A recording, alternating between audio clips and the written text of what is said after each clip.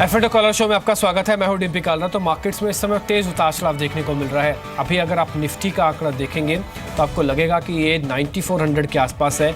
असल में 9400 के भी नीचे फिसल चुका था और 9380 के इंपॉर्टेंट लेवल को टच करके ऊपर आया हुआ है। तो ये आंकड़े आपके सामने हैं।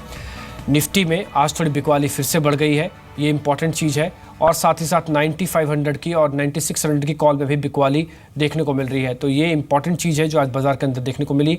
इंडिया विक्स आज फिर से ऊपर है, ये करीब 7% की तेज़ी के साथ अभी कामकाज कर रहा है। आईटी को छोड़ आज ज़्यादातर सेक्टर्स में फिर से गिरावट देखने को मिल रही है। एफएमसीजी उसमें एक और जोड़ सकते हैं, इसमें तेज़ी देखने को मिली है।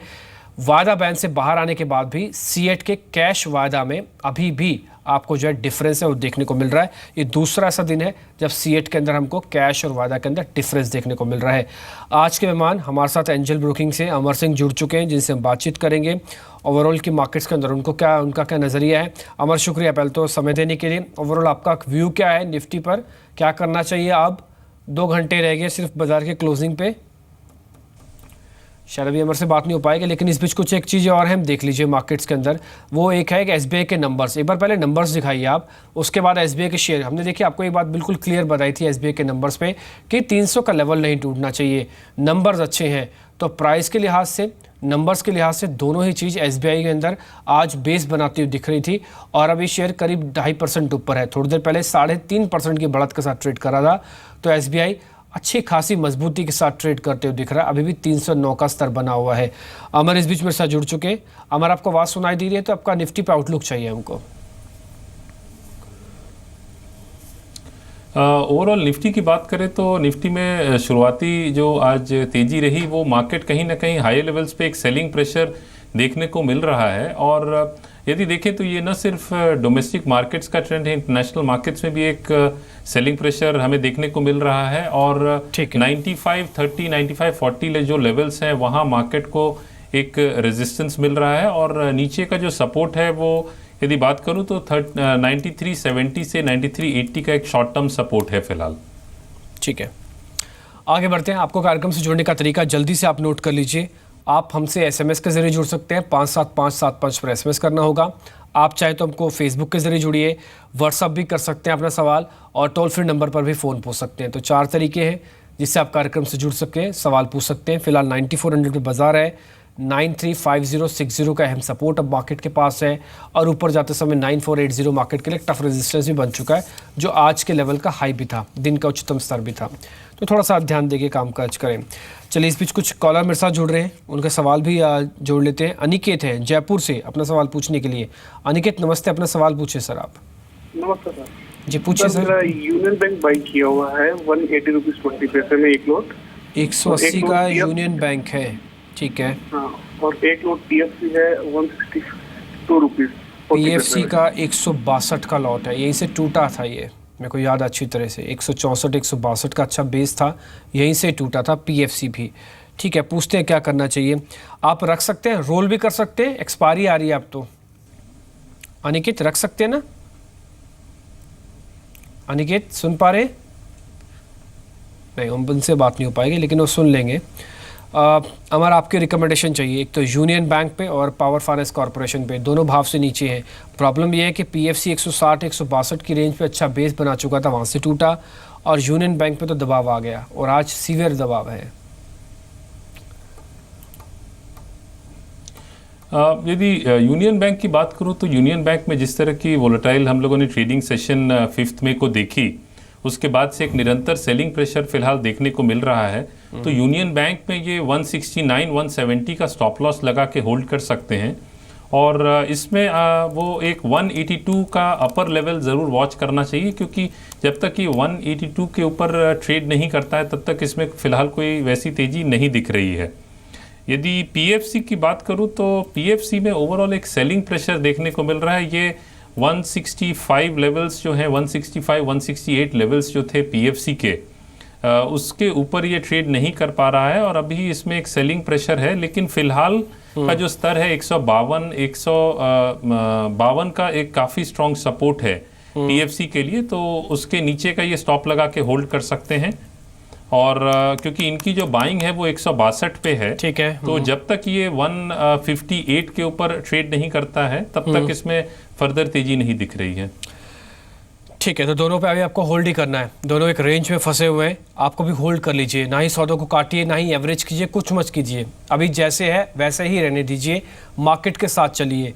फिलहाल मार्केट का रिदम भी यही कहता है कि 9350 एक सपोर्ट है, 9440 एक रेजिस्टेंस है और 80 का भी एक रेजिस्टेंस है, तो इसलिए इस रेंज में जब तक है कुछ नहीं करना है। निफ्टी की जब रेंज ब्रेकआउट होगी तो इन शेयर्स की भी अपने आप ही रेंज ब्रेकडाउन या ब्रेकआउट हो सकती है। टिल डेट होल्ड करें दोनों शेयर्स, काटने नहीं है, ध्यान रखें, काटने नहीं है, रोल करके जाना चाहें तो ले जाइएगा। आगे बढ़ते हैं, इस बीच एक और कॉलर मेरे साथ जुड़े हैं, उनका नाम है वरदारे, अगर मैं सही बोल रहा हूँ तो। आपका नाम यही है सर, वरदारे? आप सुन पा रहे हैं मेरे को?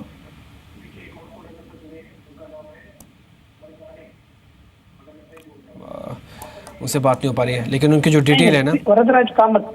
अच्छा, आपको वरदराज कामत, आप सुन रहा हूँ? अच्छा, सुन रहे हैं ना आप? तो अपने सवाल पूछिए हाँ। Sir please. वरदराज कामत। अच्छा, वरदराज कामत, माफ़ कीजिए सर, मैं आपका नाम सही ढंग से नहीं बोल पाया, मैं इसके लिए माफ़ी चाहता हूँ। अपना सवाल आप पूछ सकते हैं सर, प्लीज़ पूछिए। हाँ। हेलो, औरो फार्मा है, एक लॉट है, हाँ। ये 750 पे। महीने सर।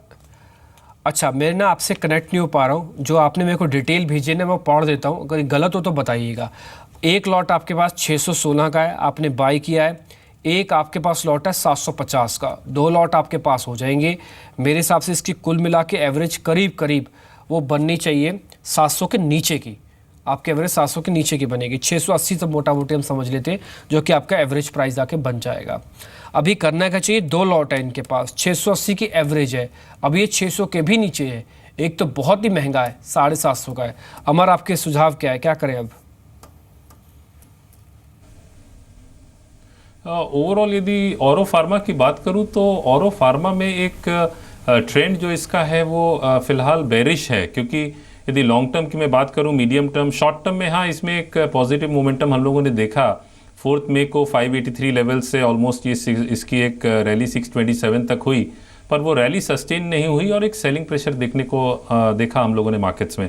तो कहीं ना कहीं एक तो इनकी जो बाइंग है वो काफ़ी हायर लेवल पे है, तो इन्हें दो लेवल्स हैं उसका ध्यान रखना होगा। एक ऑन दी अपर साइड 625 से 629 वो एक लेवल है, उसके ऊपर चलता है तभी कोई फिलहाल तेजी दिखेगी, अदरवाइज ओवरऑल ट्रेंड इसका डाउन है। यदि पोजीशन होल्ड करते हैं तो 583 जो 4 मई का जो लो है उसके नीचे का स्टॉप लॉस लगा के होल्ड कर सकते हैं। एक लॉट को भी काट दे, एक लॉट को भी होल्ड करें, ऐसा कुछ कर सकते हैं क्या? नहीं, अभी इनके जो लेवल्स हैं वो 597 है, तो अभी 583, क्योंकि ओवरऑल जो शॉर्ट टर्म ट्रेंड जो मैंने कहा वो साइडवेज से स्लाइटली पॉजिटिव है, तो एक बार यदि उन्हें पुल बैक मिले तो वो ऊपर में 615-20 के लेवल पे निकल। ठीक है, वैसे मैंने आपसे पूछ भी लिया था कि एक लॉट काटे या नहीं, मिस्टर आप वरदारे, मैं आपका नाम अभी भी सही ढंग से नहीं बोल पा रहा हूँ, लेकिन आपको एक काम तो करना ही है, आपको ये 583 का लेवल को नोट करते चलिएगा। 583 टूट जाएगा तब आपको इस पोजीशंस के बारे में सोचना है, यही फ़ोन कीजिएगा, मैं सवाल आपका ले लूँगा पक्का।